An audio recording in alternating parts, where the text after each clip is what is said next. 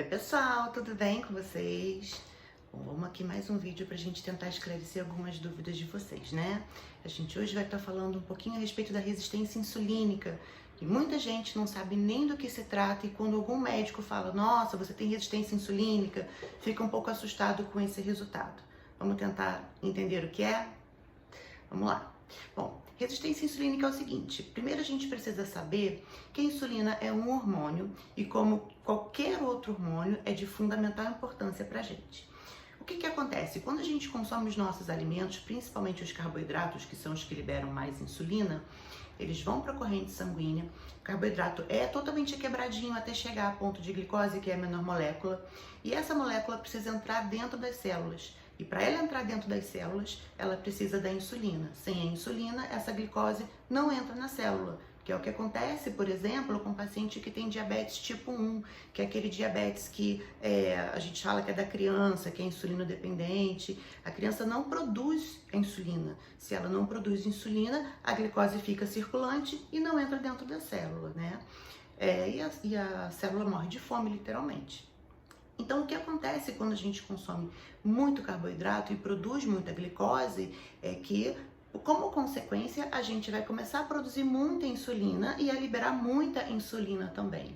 E se isso for por um período prolongado ao longo de alguns meses, você começa a liberar cada vez mais insulina e essa insulina começa a ter um resultado pior, começa a não ser tão eficiente como era antes. E aí você configura uma questão de resistência, resistência de receptor, resistência de colocação da glicose para dentro da célula, e aí você começa a produzir mais insulina para dar conta dessa glicose que está sobrando no sangue, e essa insulina continua não dando conta, e você começa a produzir mais, e aí você faz uma resistência insulínica burral e o próximo passo é o diabetes tipo 2, que é um diabetes que evolui da resistência insulínica. E essa resistência insulínica, então, ela vai ocorrer por quê? Porque a gente come mais do que a gente precisa. O nosso organismo, ele foi criado para armazenar todos os excessos, né?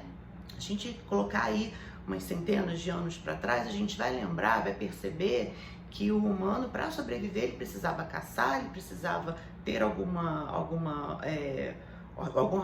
horta, né? Algum cultivo, essa era a palavra, algum cultivo de alguns alimentos para que ele pudesse consumir e que ele pudesse caçar para poder comer a carne daqueles animais. Ele não tinha o que a gente tem hoje, né? Um fast food, um mercado, um aplicativo que você liga e ele te entrega aquela refeição na hora que você quer.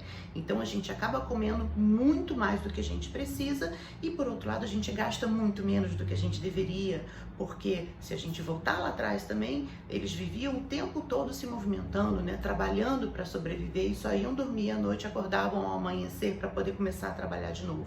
E a gente fica praticamente sentado o dia todo. E aí o que acontece com a questão da resistência insulínica é que isso é reversível, totalmente reversível. A gente consegue evitar que esse paciente possa evoluir para um diabetes se ele for tratado com seriedade. Mas na verdade depende muito mais do paciente, depende muito mais de você do que da gente. Porque se você não perceber que você pode comer diferente, que você tem que ter um estilo de vida diferente daquele que você está tendo nesse momento, não adianta a gente falar.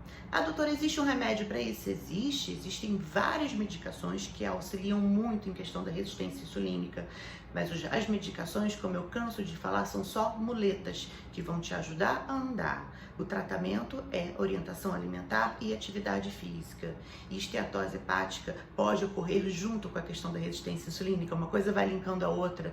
Então, gente, vamos pensar um pouquinho, tá? Se você tá querendo se cuidar um pouco mais, tenta assistir esse vídeo de novo, tenta entender o que pode estar acontecendo, procure um bom nutricionista, procure um bom endocrinologista para que ele possa estar cuidando da sua saúde e para que a gente possa conseguir reverter esse quadro.